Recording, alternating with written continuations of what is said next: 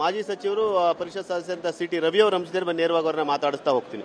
Sir, ಈಗ ಪ್ರಮುಖವಾಗಿ ಬೆಳಗಾವಿಯ ವಿಚಾರವಾಗಿ ಮಹಾರಾಷ್ಟ್ರ ನಾಯಕರು ಒಂದಷ್ಟು ವಿವಾದಾತ್ಮಕ ಹೇಳಿಕೆಯನ್ನು ಕೊಡ್ತಾನೆ ಇರ್ತಾರೆ. ಮುಂದುವರೆದ ಭಾಗವಾಗಿ ಶಾಸಕ ಆದಿತ್ಯ ಠಾಕ್ರೆ ಬೆಳಗಾವಿಯನ್ನ ಕೇಂದ್ರಾಡಳಿತ ಪ್ರದೇಶವಾಗಿ ಘೋಷಣೆ ಮಾಡಬೇಕು ಅಂತ ಹೇಳಿಕೆ ಕೊಟ್ಟಿದ್ದಾರೆ. ಈಗ ಗಡಿ ವಿವಾದಕ್ಕೆ ಸಂಬಂಧಪಟ್ಟಂತೆ ಮಹಾಜನ್ ವರದಿಯೇ ಅಂತಿಮ ಅಂತ ಹೇಳಿದೆ. ಈಗ ಆದಿತ್ಯ ಠಾಕ್ರೆ ಹೇಳಿಕೆಗೆ ಬಹಳ ನಾವು ವಿಶೇಷವಾದ ಆದ್ಯತೆ ಕೊಡಬೇಕಾದ ಅವಶ್ಯಕತೆ ಇಲ್ಲ. ಮಹಾರಾಷ್ಟ್ರದಲ್ಲೇ ಅವ್ರ ಮಾತಿಗೆ ಜನಮನ್ನಣೆ ಇಲ್ಲ ಅನ್ನೋದನ್ನು ಚುನಾವಣಾ ಫಲಿತಾಂಶ ಹೇಳ್ತಾ ಇದೆ.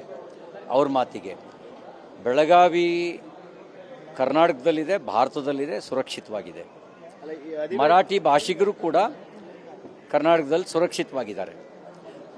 ಆತಂಕ ಪಡಬೇಕಾಗಿರೋದು ಆದಿತ್ಯ ಠಾಕ್ರೆ ಅವರು ಬಾಂಗ್ಲಾದೇಶದಲ್ಲಿ ಆಗ್ತಿರೋ ವಿದ್ಯಮಾನಗಳನ್ನು, ಅಲ್ಲಿ ಹಿಂದೂಗಳ ಮೇಲೆ ನಡೀತಿರ್ತಕ್ಕಂಥ ದೌರ್ಜನ್ಯದ ಬಗ್ಗೆ ಆತಂಕ ಪಡಬೇಕು. ಇಲ್ಲಿ ಯಾರೂ ಆತಂಕ ಪಡಬೇಕಾದಿಲ್ಲ, ಭಾಳ ಆತಂಕ ಪಡಬೇಕಾದಂಥ ಅವಶ್ಯಕತೆ ಇಲ್ಲ. ಯಾಕೆಂದ್ರೆ ಮರಾಠಿ ಭಾಷಿಕರು ಇಲ್ಲಿ ಚೆನ್ನಾಗೇ ಇದ್ದಾರೆ.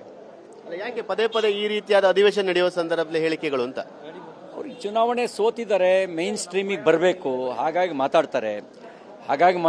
ಅದು ಬಿಟ್ಟರೆ ಬೇರೆ ಏನೂ ಇಲ್ಲ. ವಿಶೇಷವಾದ ಮಹತ್ವ ಕೊಡಬೇಕಾದ ಅವಶ್ಯಕತೆ. ಸೋಲಿನ ಹತಾಶೆಯಿಂದ ಈ ರೀತಿಯಾದ ಹೇಳಿಕೆ ಅಂತೀರ? ಹಾಗಾದ್ರೆ ಮೇನ್ ಸ್ಟ್ರೀಮಿಗೆ ಬರೋದಕ್ಕೆ ಏನಾದ್ರು ಈ ಥರದ ವಿಷಯಗಳನ್ನು ಎತ್ತಬೇಕು ಅಂತಾರೆ. ಅದು ಬಿಟ್ಟರೆ ಬೇರೆ ಏನು ಮಹತ್ವ ಕೊಡಬೇಕಾದ ಅವಶ್ಯಕತೆ ಇಲ್ಲ.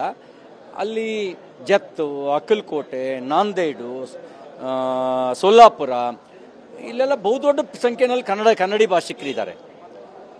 ಹಾಗಿದ್ರೆ ಅವ್ರನ್ನ ಎಲ್ಲಿಗೆ ಸೇರಿಸ್ಬೇಕು? ಮುಂಬೈನಲ್ಲಿ ದೇಶದ ಉದ್ದಗಲಕ್ಕೂ ಜನ ಬಂದು ನೆಲೆಸಿದ್ದಾರೆ. ಹಾಗಿದ್ರೆ ಅದನ್ನ ಏನು ಮಾಡಬೇಕು? ಈ ಪ್ರಶ್ನೆ ಅಲ್ಲಿಗೂ ಬರುತ್ತಲ್ಲ. ಇದಿಷ್ಟು ಸಿ ಟಿ ರವಿಯವರ ಮಾತು.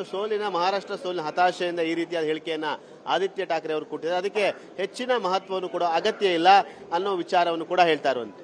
ಕ್ಯಾಮ್ರಾಮನ್ ಮಹೇಂದ್ರ ಜೊತೆ ಸುನಿಲ್, TV9 ಬೆಳಗಾವಿ.